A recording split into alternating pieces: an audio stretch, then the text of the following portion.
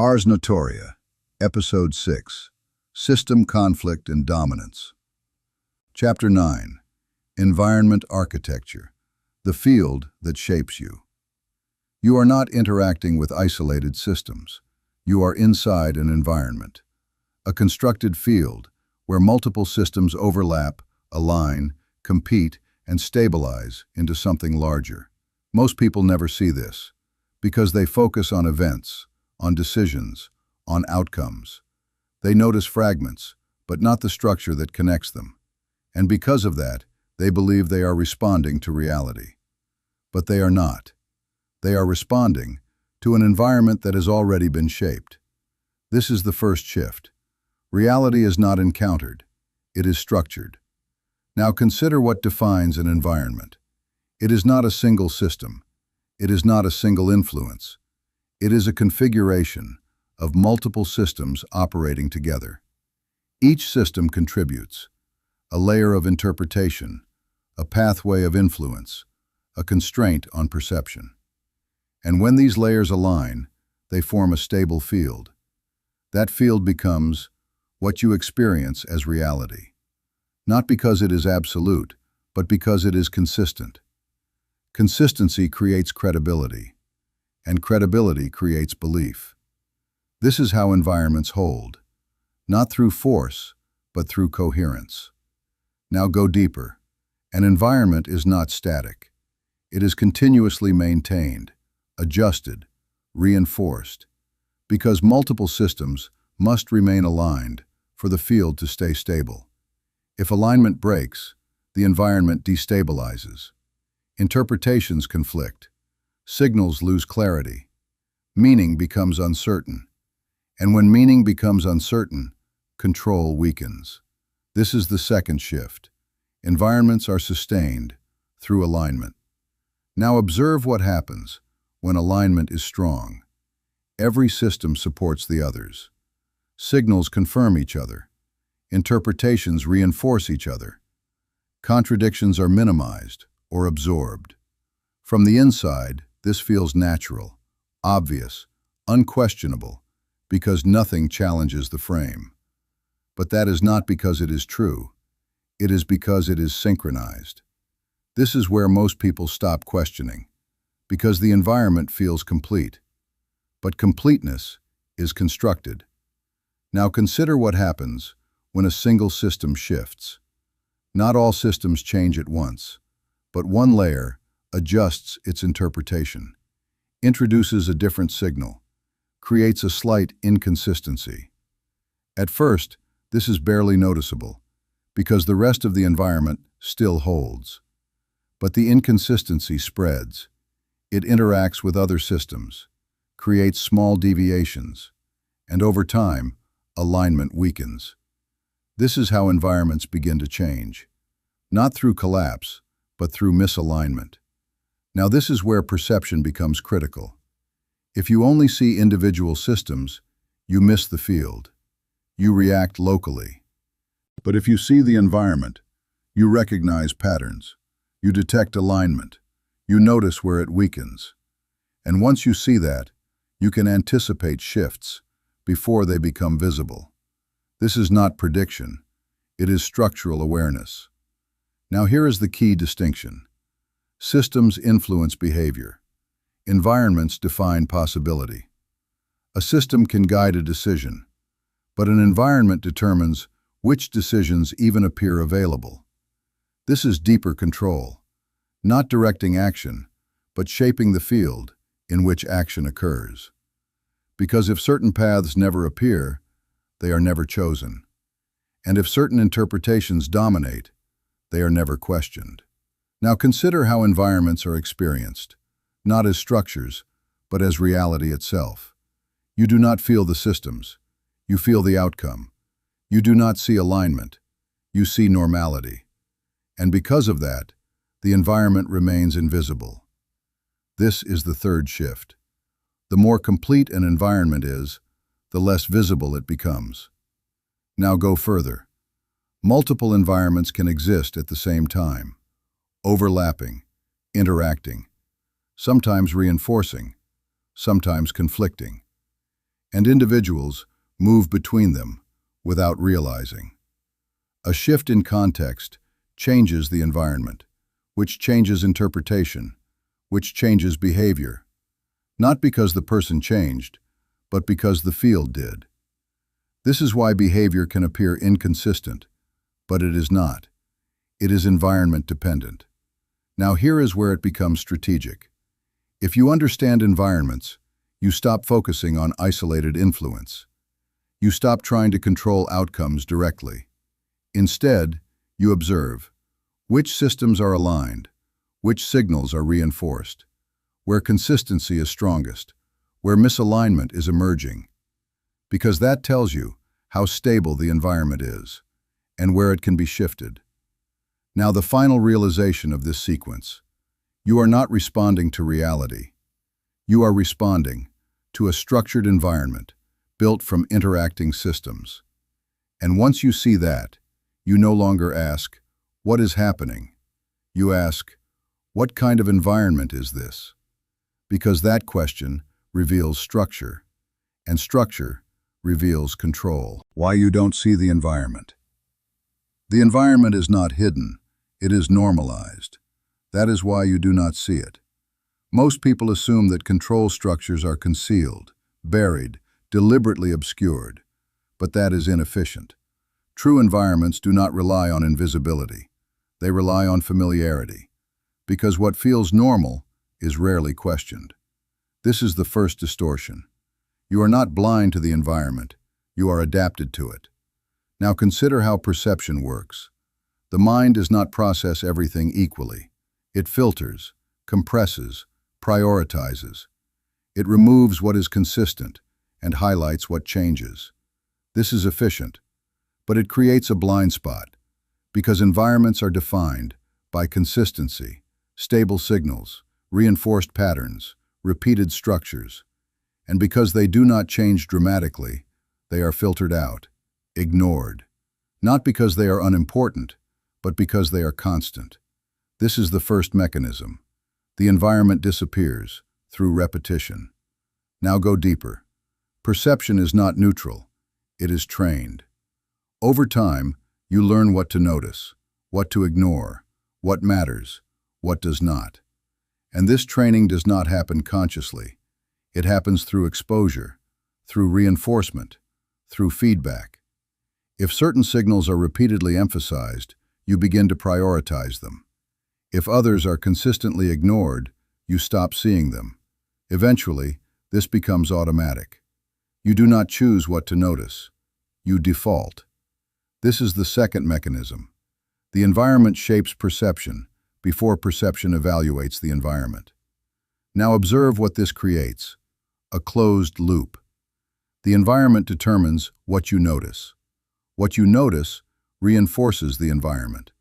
And because the loop is stable, it feels natural, self-evident, real, but it is constructed.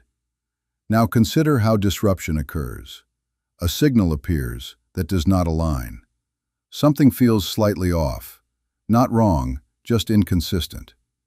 Most people ignore this, because inconsistency is uncomfortable. It creates cognitive tension, and the mind resolves tension by restoring alignment.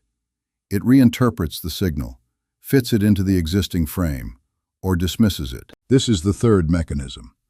The environment protects itself through reinterpretation. Now go further. Environments are not only maintained externally, they are internalized.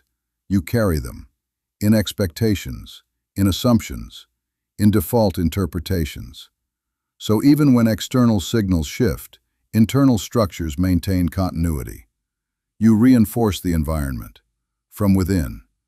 This is why environments persist, even when conditions change, because the structure has moved inside perception. Now consider the implication.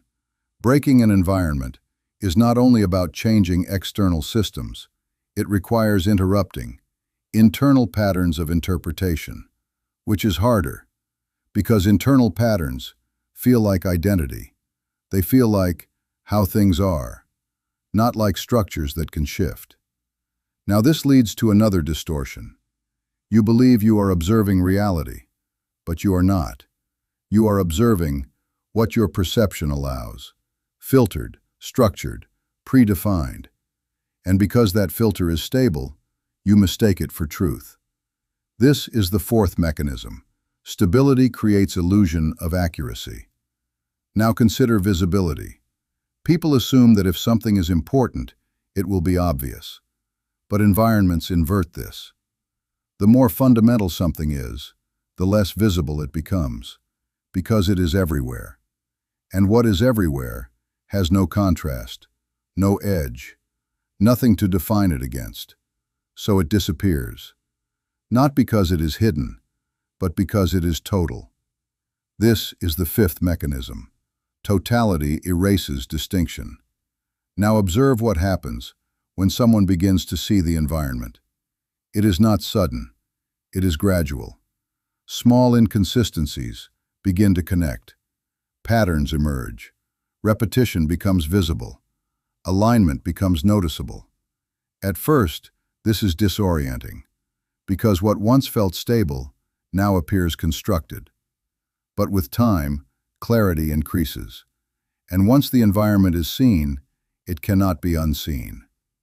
Now this creates a shift. You stop reacting automatically. You begin observing structure. You question alignment. You detect reinforcement patterns. You notice how signals are positioned, not just what they are, but how they function. This is where perception changes, from passive reception to structural awareness. Now here is the critical point. Seeing the environment does not remove it. You are still inside, still influenced, still interacting. But the difference is, you are no longer fully absorbed. You can distinguish between structure and signal, between interpretation and event. And that distinction creates space. Now this space is where control begins, not by escaping the environment, but by recognizing it. Because once recognized, it can be analyzed. And once analyzed, it can be navigated. But until it is seen, it defines everything. Now the final realization of this sequence. You do not fail to see the environment because it is hidden. You fail to see it because it is consistent, because it is reinforced, because it has become the default frame through which everything else is interpreted.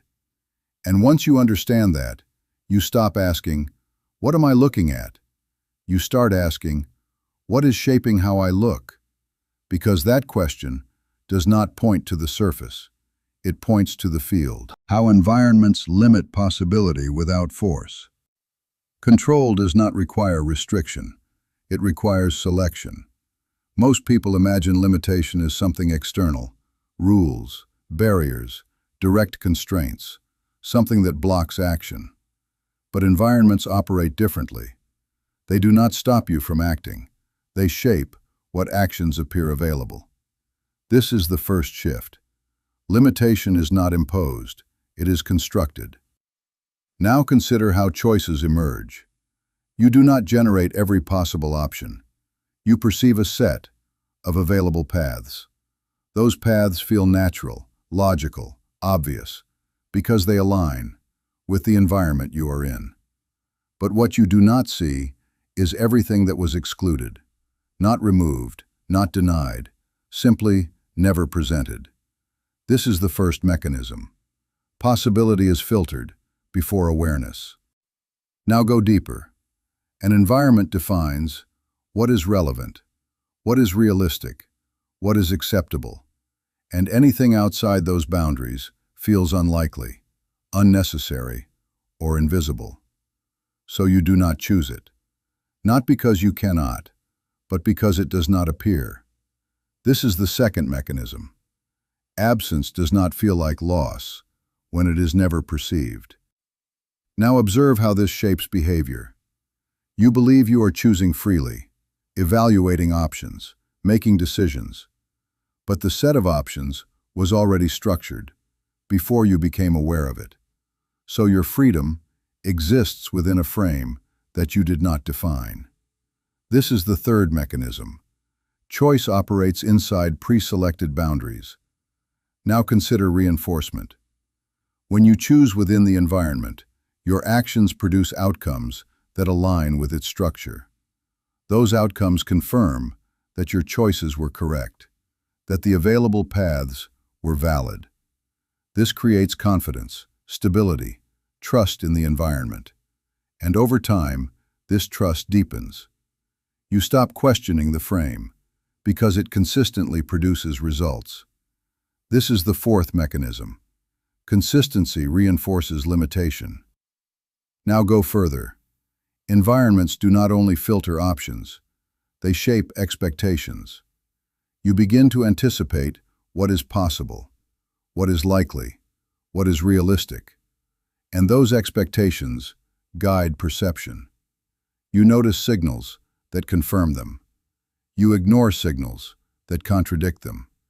So even when alternative paths exist, they are overlooked or dismissed. This is the fifth mechanism. Expectation narrows perception. Now consider the illusion. You feel unrestricted because nothing is blocking you. No force, no visible constraint. But your field of action is already reduced, not through pressure, but through structure. This is where control becomes subtle, not limiting movement, but limiting awareness of movement. Now observe how environments maintain this. They do not need to suppress alternatives. They only need to reduce their visibility, to lower their signal strength, to make them less obvious, less reinforced, less connected. And over time, those alternatives fade, not because they disappear, but because they lose presence. This is the sixth mechanism. Weak signals do not compete. Now consider the effect. You operate efficiently, decisively, confidently, but within a narrowed field. Your actions are optimized for the environment, but not necessarily for the full range of possibility. And because you never experience what is outside, you cannot compare. So the limitation remains invisible. Now this leads to a deeper realization. Environments do not control behavior directly. They control what behavior is imaginable. And imagination defines direction. Because you cannot move toward something, you cannot conceive. This is the seventh mechanism. Imagination is structured. Now consider disruption. What would it take to expand possibility? Not adding options, not forcing change, but altering the environment so that different paths become visible. Because once visible, they can be evaluated, and once evaluated, they can be chosen. So the shift is not in action, it is in perception. Now here is the critical distinction. Breaking limitation is not about resistance. It is about recognition. Seeing what is not being shown. Detecting what is not being reinforced. Noticing where the field is narrow. Because once you see that, the structure becomes visible. And once visible, it loses some of its control. Now the final realization of this sequence. You are not limited by what you cannot do. You are limited by what you cannot see as possible. And that limitation is not enforced. It is designed through selection, through filtering, through reinforcement, through expectation. So the question is not, what am I allowed to do? The question is, what has already been removed from what I can imagine doing? Because that is where the real boundary exists. How environments create predictable behavior. Prediction does not require knowing the individual. It requires understanding the environment. Most people believe behavior is unpredictable, driven by personality, emotion, random decisions. But that is only true when you look at the individual in isolation. Once you shift focus to the environment, behavior becomes structured, and what is structured becomes predictable. This is the first shift. Uncertainty exists at the surface. Structure exists underneath. Now consider how behavior emerges. You do not act in a vacuum. You act within a field that defines options, expectations, and feedback. That field shapes what you notice, what you value, what you anticipate. And those three elements determine how you respond. So behavior is not created in the moment. It is produced by the structure surrounding the moment. This is the first mechanism. Behavior is environmental output. Now go deeper. An environment does not need to force action. It only needs to align incentives. To make certain behaviors more rewarding, more visible, more reinforced, and others less relevant, less acknowledged, less connected. Over time, this creates a pattern. Certain actions repeat, others fade, and repetition creates predictability. This is the second mechanism. Reinforcement stabilizes behavior. Now observe feedback. Every action produces a result. That result is interpreted, and that interpretation feeds back into future behavior. If outcomes align with expectation, confidence increases. If they do not, adjustment occurs. But both processes operate inside the environment. So feedback does not break the system.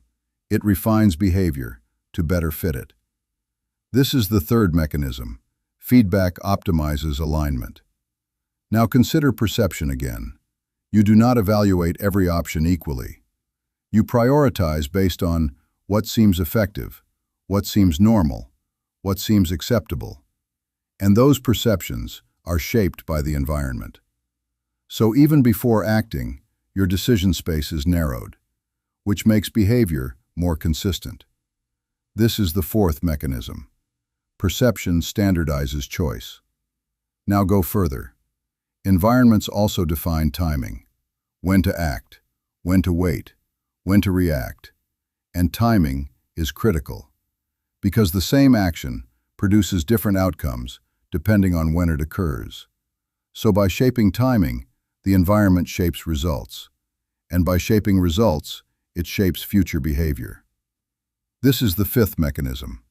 Timing controls outcome patterns. Now observe grouping. Individuals within the same environment share similar inputs, similar signals, similar reinforcement structures. So even if they differ personally, their behavior converges. Not identical, but aligned. This creates collective patterns. Groups move in similar directions, react in similar ways, adopt similar interpretations.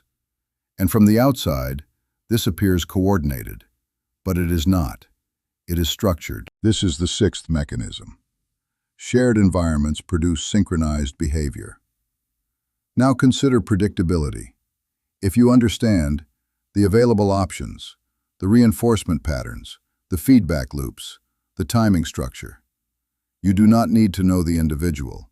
You can anticipate how most people will respond.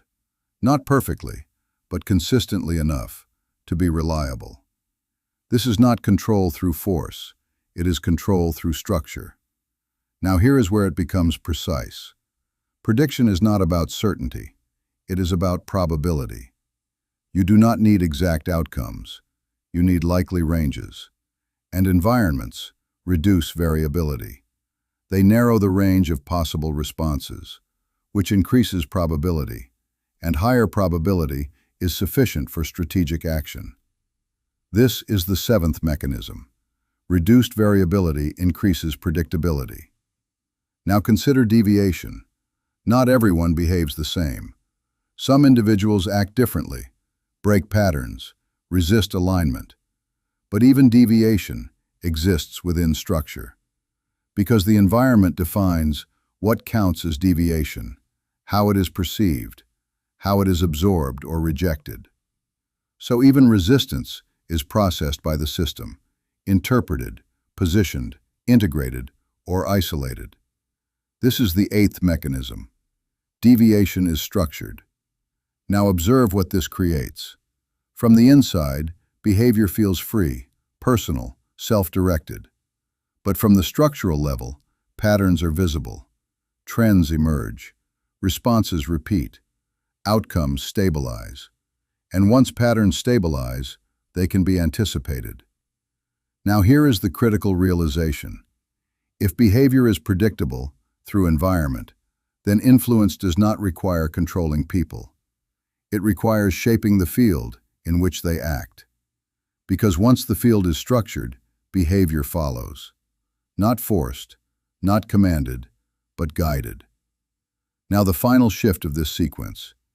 You do not need to ask, what will this person do? You need to ask, what kind of environment are they in? Because the environment defines the pattern, and the pattern defines the response. And once you see that, prediction is no longer guesswork. It becomes structural reading. How environments are engineered. Environments do not emerge by accident. They are assembled, layer by layer, until they appear natural. Most people assume environments are organic, formed by culture, circumstance, time. But those are only the surface processes. Underneath, there is structure, selection, arrangement. This is the first shift. An environment is not something you enter. It is something that has been configured before you arrive. Now consider what must be controlled to construct an environment. Not everything, only key points, leverage nodes that influence how the rest aligns. Because environments are not built by controlling every element. They are built by shaping the connections between elements. This is the first mechanism. Control the connections, and the system organizes itself. Now go deeper. To engineer an environment, you define inputs. What enters the field? What signals are introduced? What information is available? Because input determines perception, and perception determines interpretation. So by shaping inputs, you shape the starting point of every internal process. This is the second mechanism. Input defines the frame. Now consider filtering. Not all inputs are equal. Some are amplified, repeated, positioned prominently. Others are reduced, delayed, obscured. So the environment is not just defined by what is present, but by how strongly it is presented. This is the third mechanism. Visibility creates importance. Now observe sequencing. The order in which signals appear changes interpretation. Early signals create context. Later signals are interpreted through that context. So if you control sequence, you influence meaning without altering content. This is the fourth mechanism. Order shapes understanding. Now consider reinforcement. Signals do not operate alone. They connect, repeat, echo, support each other. And when multiple signals align, they create stability, consistency, credibility. So reinforcement is not repetition for emphasis. It is alignment for coherence. This is the fifth mechanism. Alignment stabilizes perception. Now go further. Every environment must manage contradiction, because complete alignment is rare. So contradictions are not removed. They are absorbed, reframed, positioned as exceptions, or redirected into secondary structures. This prevents collapse, maintains stability, even under pressure. This is the sixth mechanism. Contradiction is managed, not eliminated. Now consider timing again. Environments are not static constructions. They are dynamic, adjusted continuously. Signals are introduced when conditions allow, withheld when resistance is high. So engineering is not a single act. It is an ongoing process of calibration. This is the seventh mechanism. Timing maintains stability. Now observe feedback integration. Environments monitor responses, not consciously, but structurally. Behavior patterns feed back into the system. And based on that, inputs adjust, signals shift, reinforcement changes. So the environment evolves in response to those inside it, but not randomly, directionally, toward greater stability. This is the eighth mechanism. Feedback refines the environment. Now here is where it becomes strategic. You do not need full control to shape an environment. You need influence over key mechanisms: input, visibility, sequence, reinforcement, timing, feedback, because these define how the environment forms.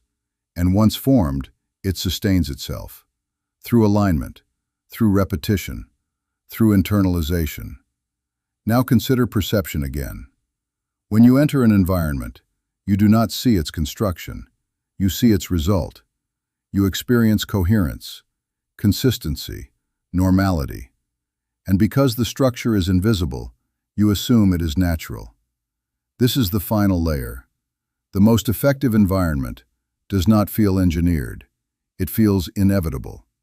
Now this leads to the critical realization. If environments can be engineered, they can also be altered. Not by dismantling everything, but by shifting key mechanisms, changing inputs, repositioning signals, altering sequence, disrupting reinforcement, introducing controlled inconsistency. Because once alignment weakens, the environment becomes flexible, and flexibility creates opportunity. Now the final shift of this sequence. You are not inside a neutral field. You are inside a configured environment, built through selection, maintained through alignment, adjusted through feedback. And once you see that, you stop asking, "What is happening around me?" You start asking, "How was this constructed?" Because that question reveals design, and design reveals leverage. Where the real leverage points are. Not all parts of an environment matter equally. Most of it is surface, visible, active, but structurally irrelevant. This is where people waste effort. They try to influence outcomes by interacting with what they can see.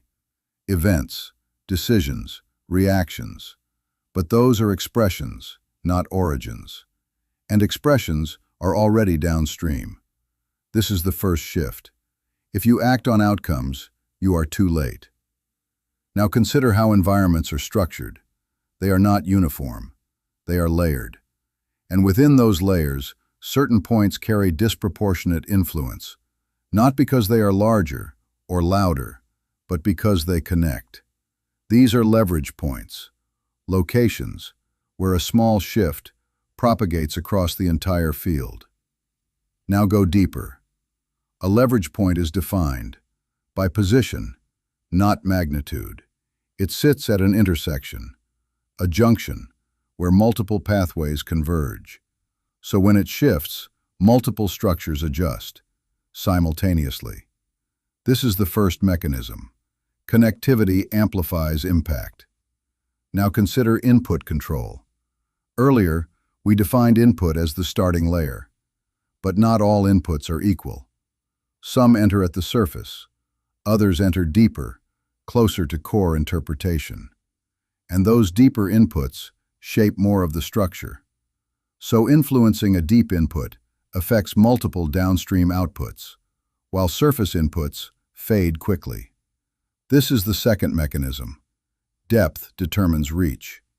Now observe sequencing again. If you alter the first signal, you alter everything that follows, because interpretation builds sequentially. So early positioning has exponential influence. A small shift at the beginning reconfigures the entire chain. This is the third mechanism. Initial conditions scale forward. Now consider framing. Every signal enters with context, with interpretation bias, with directional influence, and that framing guides how it is processed. So controlling framing does not change the signal. It changes how the system reads it, which changes outcome without altering content. This is the fourth mechanism. Framing redirects interpretation. Now go further. Reinforcement loops are among the strongest leverage points, because once a loop stabilizes, it sustains itself. Signals confirm each other, interpretations repeat, behavior aligns, and the system requires minimal external input to continue. So influencing a reinforcement loop means influencing persistence. This is the fifth mechanism. Loops create self-sustaining control. Now consider contradiction points, locations where alignment is weak, where signals conflict, where interpretation is unstable. These are fragile zones, and fragile zones are leverage opportunities, because a small push can tip the system in one direction, stabilizing a new alignment. This is the sixth mechanism. Instability creates leverage. Now observe feedback nodes, points where behavior returns into the system, where outcomes influence future inputs. These nodes control adaptation. So influencing feedback changes how the environment evolves, not just what it is, but what it becomes. This is the seventh mechanism. Feedback shapes trajectory. Now consider visibility thresholds. Not everything needs to be visible, only enough to guide perception. So the threshold at which something becomes noticeable is critical. If you raise it, signals remain unseen. If you lower it, they dominate attention. This is subtle, but powerful. This is the eighth mechanism. Visibility controls awareness. Now step back. You have connectivity, depth sequence, framing, loops, instability, feedback, visibility. These are not random. They are the core leverage structures within any environment. And once you recognize them, you stop acting blindly. You stop reacting to surface movement. Instead, you look for position, where influence multiplies, where small adjustments scale. Now here is the critical realization. Leverage is not about control. It is about efficiency. Doing less, but affecting more. Moving one point instead of many. Shifting structure instead of chasing outcomes. Now consider why most people miss this. Because leverage points are not obvious. They are not highlighted. They are embedded, hidden within the structure. And unless you understand the system, you cannot see them. So you operate on the surface, where effort is high and impact is low. This is the trap. Now go further. Once you identify leverage, you must also understand constraint. Not every leverage point is accessible. Some require positioning. Some require timing. Some require alignment with existing structures. So influence is not only about knowing where, but when and how. Now the final shift of this sequence. You do not need to control everything. You need to identify where control matters most. Because environments are not changed through force, but through leverage. And once you see that, you stop asking, how do I influence this? You start asking, where does influence scale? Because that question leads you to the only points that matter. How environments collapse. Environments do not collapse suddenly. They unravel, quietly, gradually, then all at once, from the perspective of those inside. This is where perception fails, because collapse is not an event, it is a process that becomes visible too late. This is the first shift. Collapse begins long before it is noticed. Now consider what holds an environment together. Alignment, consistency, reinforcement across systems. As long as these remain intact, the field is stable. But stability is not permanent. It is maintained. And anything that must be maintained can weaken. Now go deeper. The first signs of collapse are not dramatic. They are subtle inconsistencies, signals that no longer align perfectly, interpretations that begin to diverge. At first, these are absorbed, reframed, ignored, because the environment still has enough coherence to stabilize itself. This is the first mechanism. Early instability is masked. Now observe accumulation. One inconsistency is manageable. Two, still contained. But as inconsistencies increase, alignment weakens. Reinforcement becomes less effective. Signals begin to conflict instead of support. And once conflict reaches a threshold, the environment can no longer absorb it. This is the second mechanism. Instability accumulates. Now consider feedback distortion. Earlier, feedback maintains stability. But during collapse, feedback becomes unreliable. Signals are misinterpreted. Responses no longer align with outcomes. Adjustments fail to restore balance. Instead, they amplify inconsistency. This is the third mechanism. Feedback begins to destabilize. Now observe trust.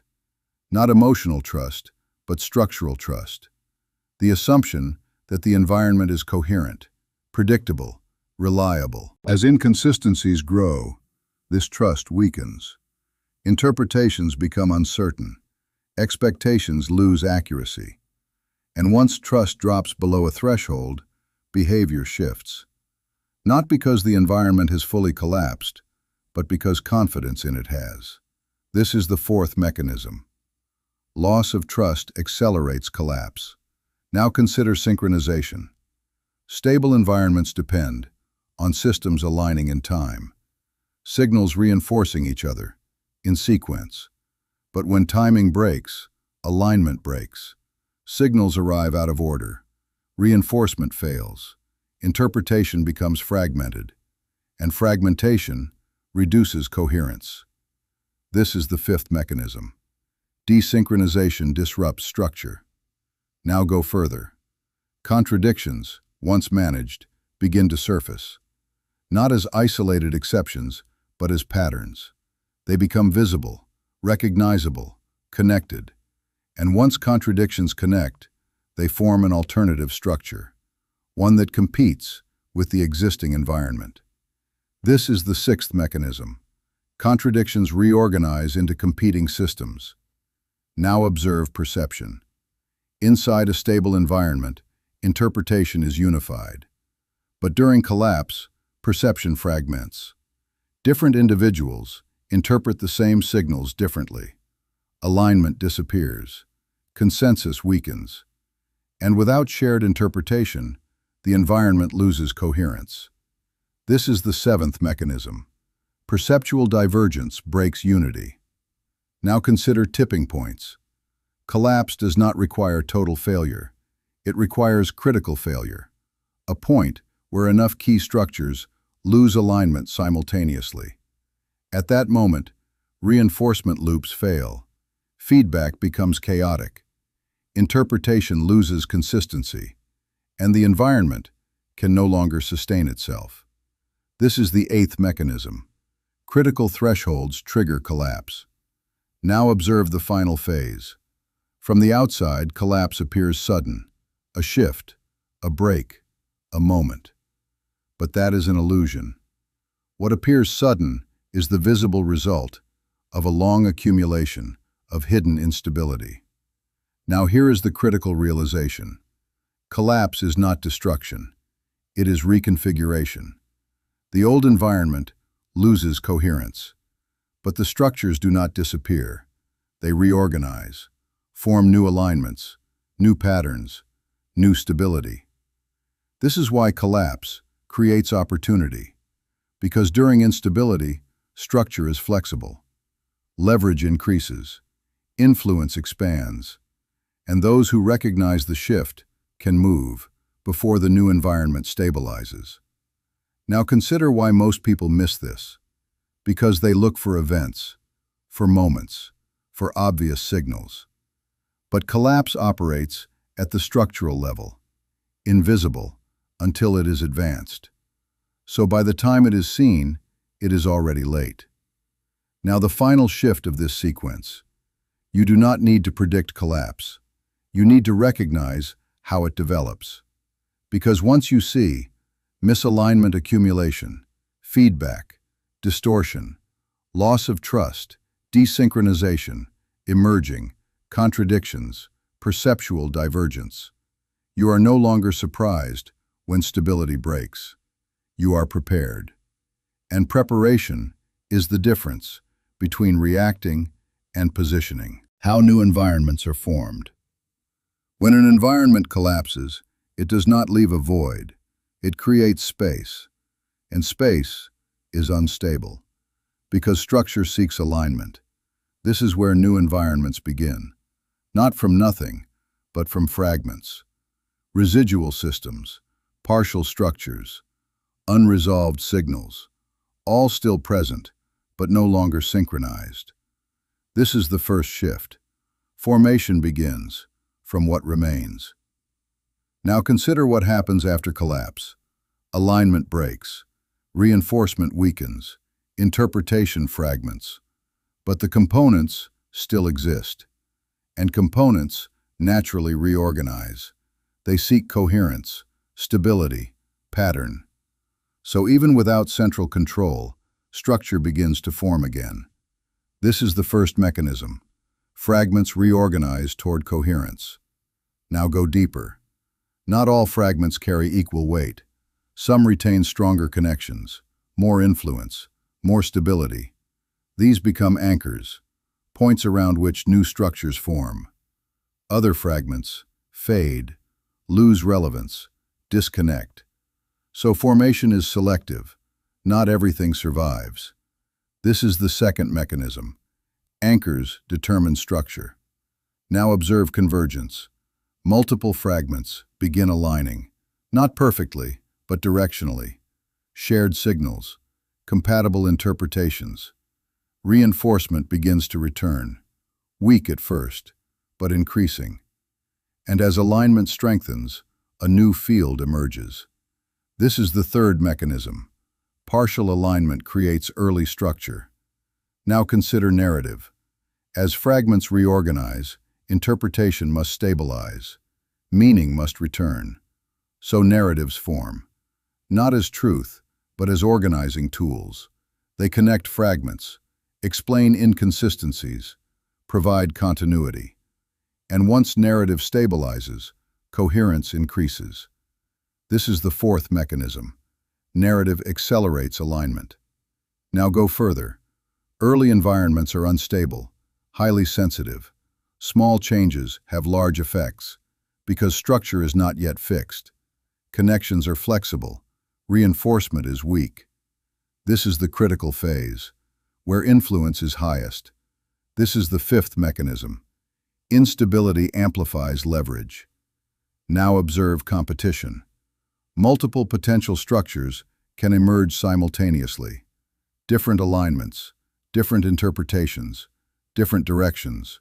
They compete for dominance, not through force, but through coherence. The structure that aligns better stabilizes faster. And once stabilized, it begins to absorb others.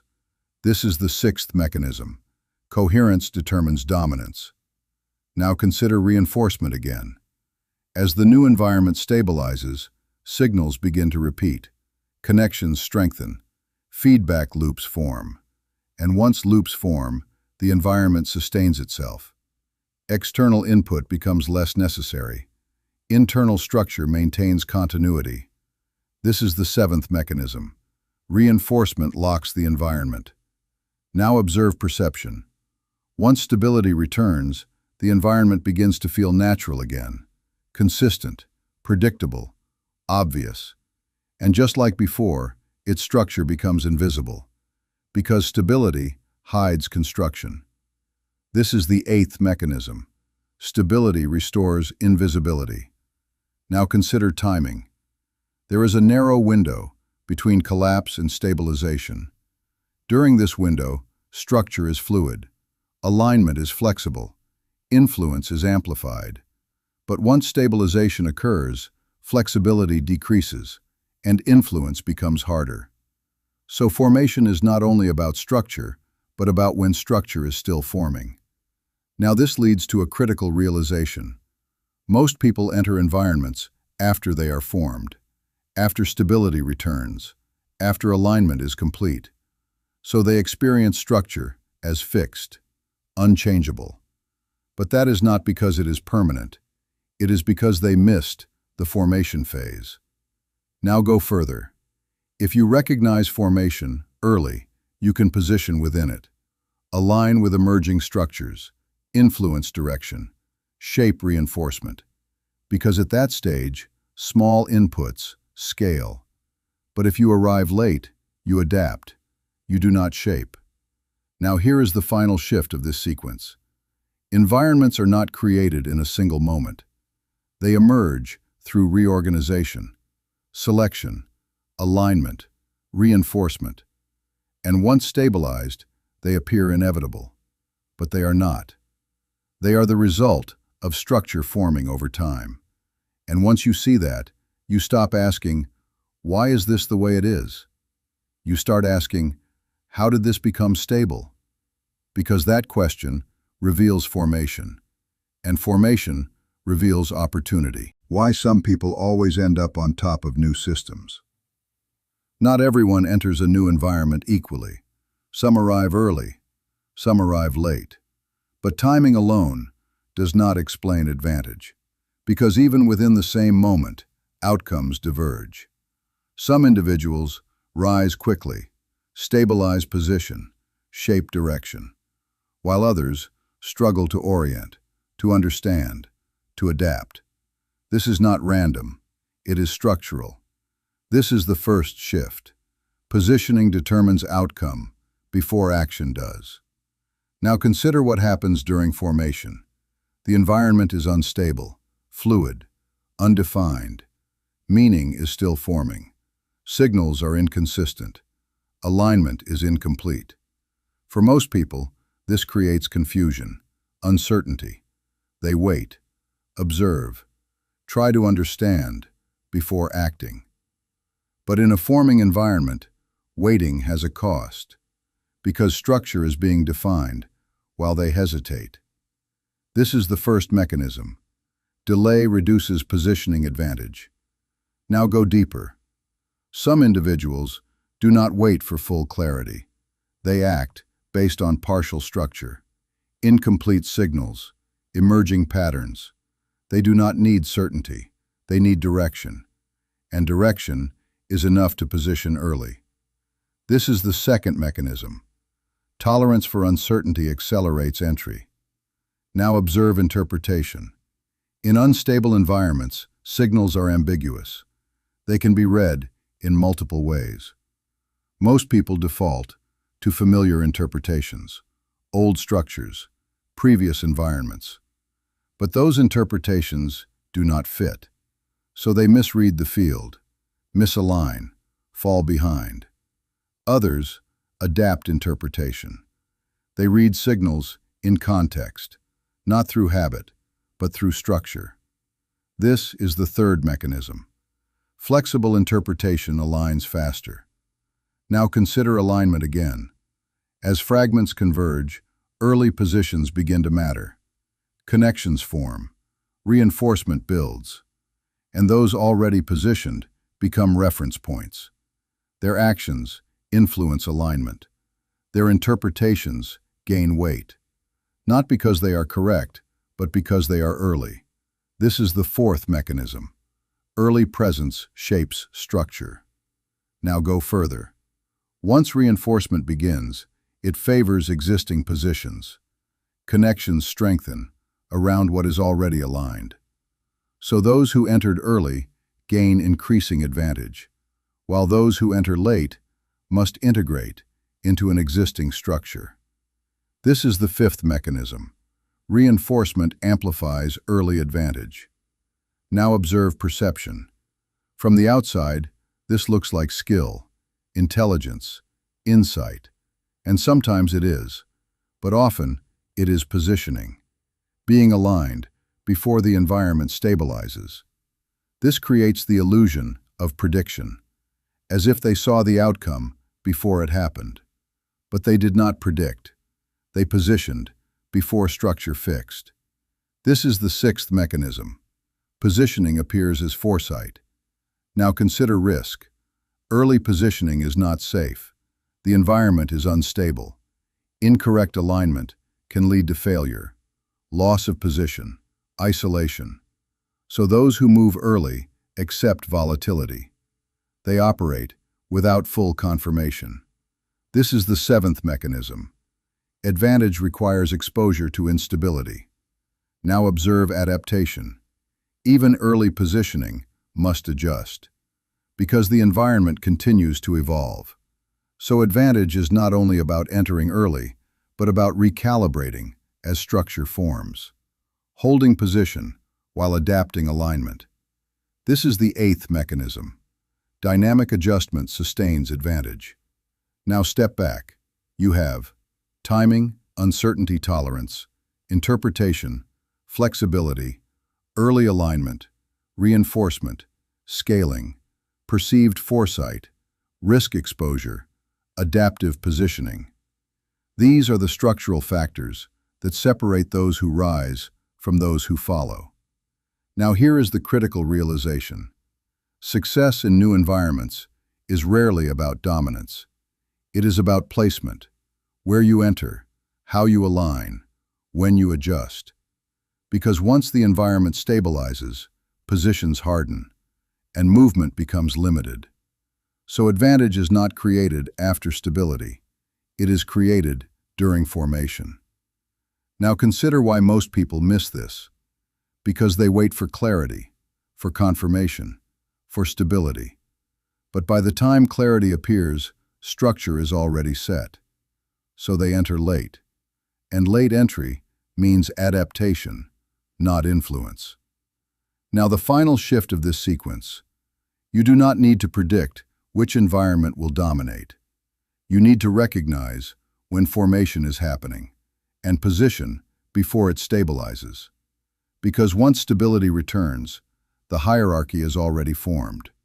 And once the hierarchy is formed, you are either inside it or beneath it. How entire realities are designed.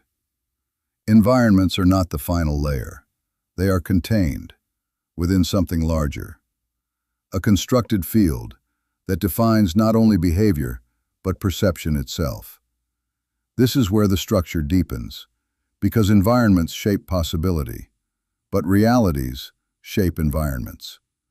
This is the first shift.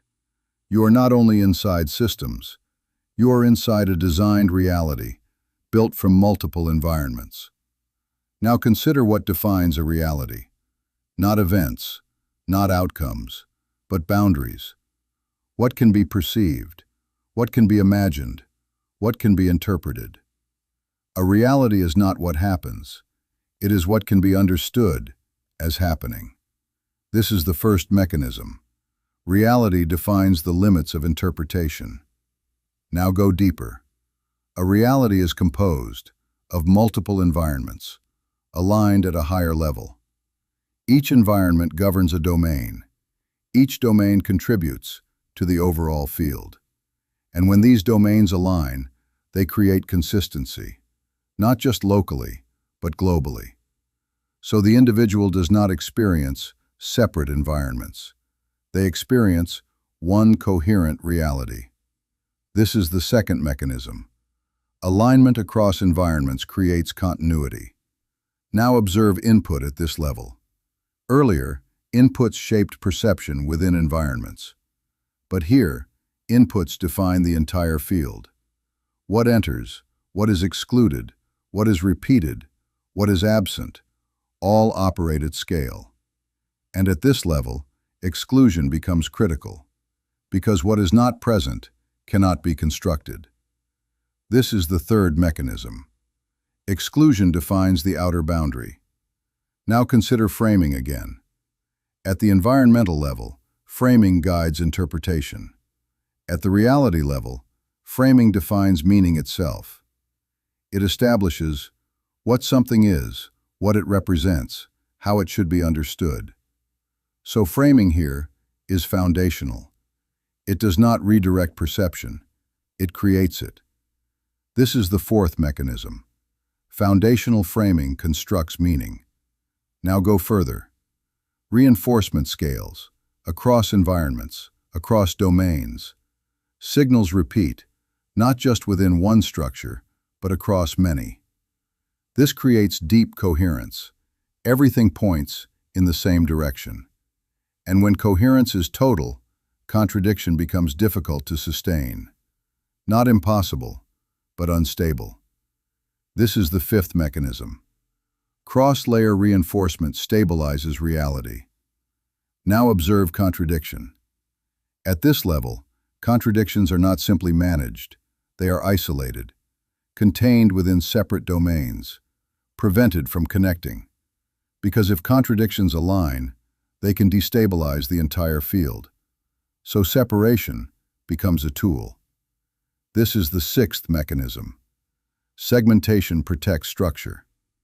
Now consider perception again. You do not experience reality as constructed. You experience it as given, obvious, complete. Because every environment confirms the others. Signals align, interpretations reinforce, and nothing appears outside the frame. So the reality feels total, not because it is, but because it is consistent. This is the seventh mechanism. Total consistency creates perceived completeness. Now go deeper. At this level, control is no longer about behavior. It is about possibility itself. Not guiding action, but defining what action can be conceived. Not shaping decisions, but shaping the space in which decisions exist. This is the highest form of structure, because if the space is defined, everything within it follows. Now consider design. Designing a reality does not require absolute control. It requires boundary definition, input control, cross-layer alignment, reinforcement, consistency, contradiction, isolation. These elements create a stable field, and once stable, it sustains itself, because perception adapts, internalizes, reinforces from within. Now here is the critical realization. If reality can be designed, it can also be recognized, not by looking at events, but by examining structure, where boundaries exist, what is excluded, how alignment is maintained, where contradiction is prevented, because these reveal the architecture. Now consider the implication. Most people attempt to change outcomes. Some attempt to influence systems. Fewer attempt to shape environments. But almost no one questions the reality itself, because it feels absolute, unavoidable. But it is not. It is constructed. Now the final shift of this sequence. You are not reacting to isolated events. You are not even navigating environments. You are operating inside a designed reality. And once you see that, you stop asking, what is happening? You stop asking, what system is this? You begin asking, what defines this reality? Because that question moves you beyond structure into architecture. The illusion of free positioning. You believe you are choosing your position, where you stand, what you engage with, how you move.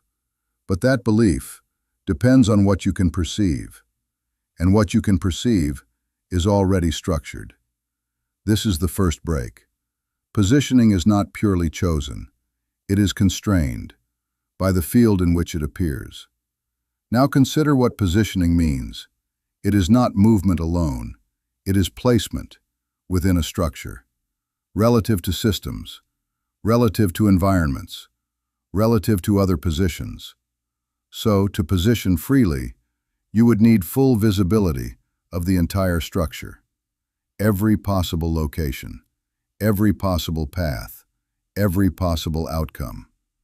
But that visibility does not exist. This is the first mechanism. Positioning is limited by perception. Now go deeper. You do not see all positions. You see available positions. And availability is defined by the environment. Earlier, we saw how environments filter options. Now extend that. They also filter positions, where you can enter, where you can align, where you can remain stable. So even before movement, your possible positions are reduced. This is the second mechanism. Availability defines placement. Now observe attraction. Certain positions are made more visible, more reinforced, more desirable. They appear optimal, strategic, correct, and because they are highlighted, more individuals move toward them.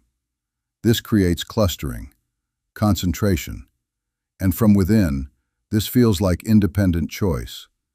But structurally, it is guided convergence. This is the third mechanism. Visibility creates attraction. Now consider exclusion. Other positions exist, but are less visible, less reinforced, less connected. So they are rarely chosen, not because they are inferior, but because they are not perceived as viable. This is the fourth mechanism. Low visibility removes competition. Now go further. Positioning is also time-dependent. Certain positions are available only at specific moments, before stabilization, before alignment locks. After that, they close. So even if a position exists, it may not exist for you when you arrive. This is the fifth mechanism. Timing restricts access. Now observe reinforcement again. Once a position is occupied and aligned, it gains strength. Connections increase, stability grows, and the position becomes harder to displace. So early positions not only form advantage, they maintain it. This is the sixth mechanism. Stability protects placement. Now consider perception distortion. From the inside, those in strong positions appear skilled, strategic, superior. And sometimes they are, but often they are aligned, placed early, reinforced by structure. So their position feels earned, but is partially constructed. This is the seventh mechanism. Structure masks advantage as ability. Now go deeper. You may believe you can reposition at any time, move freely, shift alignment. But movement also depends on visibility, on available paths, on structural openings. And if those are limited, movement becomes constrained, even if you do not feel it. This is the eighth mechanism. Mobility is structured. Now step back. You have perceptual limitation, availability, filtering, visibility, attraction, exclusion through invisibility, timing, restriction, reinforced, stability, masked advantage, structured, mobility. These define positioning, not just where you are, but where you can be. Now here is the critical realization. You are not choosing from all possible positions. You are choosing from what the environment presents as possible. And that presentation is structured, not neutral, not random, designed. Now consider what this means. Freedom exists, but within boundaries. Movement exists, but within pathways. Choice exists, but within frames. And unless you see the frame, you assume the choice is complete. Now the final shift of this sequence. You do not need to reject positioning. You need to understand how positioning is shaped. Because once you see what is visible, what is reinforced, what is excluded, what is time-limited, you begin to recognize the structure behind placement. And once you recognize that, you stop asking, "Where should I go?" You start asking, "Why are these the only places I can see?" Because that question reveals the boundary, and the boundary reveals the architecture. The boundary you didn't know existed. You thought you were making choices, moving freely, positioning yourself based on what you saw. But what you saw was already structured, filtered, positioned before you arrived. This is where the realization completes. You are not only inside systems. You are not only inside environments. You are inside a bounded reality. And that boundary is not visible because it does not appear as a limit. It appears as everything. This is the first break. A boundary that surrounds everything feels like no boundary at all. Now consider how boundaries work, not as walls, not as barriers, but as edges of perception. They define what can enter awareness, what can be interpreted, what can be imagined. And anything outside is not rejected, it is absent. This is the first mechanism. Boundaries remove without resistance. Now go deeper. Within the boundary Everything is coherent, aligned, reinforced. So the field feels complete. Nothing appears missing. Nothing appears excluded, because exclusion is invisible. This is the second mechanism. Completeness hides limitation. Now observe experience. You move through reality without encountering its edges. You do not reach a limit. You do not hit a wall. So you assume there is none. But absence of contact is not absence of boundary. It is evidence of containment. This is the third mechanism. Containment feels like openness. Now consider expansion. You may believe you can extend your perception, see more, understand more, and you can, but within the same structure. Because expansion often occurs inside the boundary, not beyond it. You explore deeper, but not outside. This is the fourth mechanism. Expansion can reinforce containment. Now go further. Every structure you have seen, systems, environments, positioning, leverage, formation, collapse, all operate inside the boundary. They are internal dynamics, movements within a defined field. But the field itself remains unquestioned. This is where perception stops. Now consider why. Because questioning the boundary requires reference outside it, and that reference is not available. So the boundary remains unexamined, not because it cannot be seen, but because there is no contrast. This is the fifth mechanism. Lack of contrast prevents detection. Now observe stability. As long as the boundary holds, everything inside can change. Systems shift, environments evolve, structures collapse and reform, but the overall field remains intact. So change appears significant, but remains contained. This is the sixth mechanism. Internal change preserves external limits. Now consider disruption. What would it mean for a boundary to weaken, not collapse, not disappear, but become visible? It would require contradictions that cannot be contained, signals that do not align, structures that fail to integrate. At that point, the field no longer feels complete. Gaps appear. Edges become detectable. And once an edge is detected, the boundary is no longer absolute. This is the seventh mechanism. Visibility destabilizes containment. Now go deeper. Recognition does not remove the boundary. You are still inside, still operating within the field. But something changes. You no longer assume that what you see is all that exists. This is the shift, from total immersion to structural awareness. Now consider the implication. Most people move within systems. Some navigate environments. Fewer understand leverage. Even fewer recognize formation. But almost none question the boundary itself, because it feels unnecessary, irrelevant, impossible. But it is none of those. It is simply unseen. Now the final realization of this sequence. You are not limited only by what you cannot do. You are not limited only by what you cannot see. You are limited by what cannot appear within your reality. And that limitation is not enforced. It is defined by the boundary that surrounds everything you experience. So the question is no longer, what system am I in? Or, what environment is this? Or even, where should I position? The question becomes, what defines the limits of what can exist here? Because that question does not operate inside the structure. It points to the edge. And once you begin to see the edge, you are no longer fully contained by what is inside it. You learned how systems interact, how environments form, how realities are constructed. But all of this exists inside a boundary. And the next step is not navigating structure.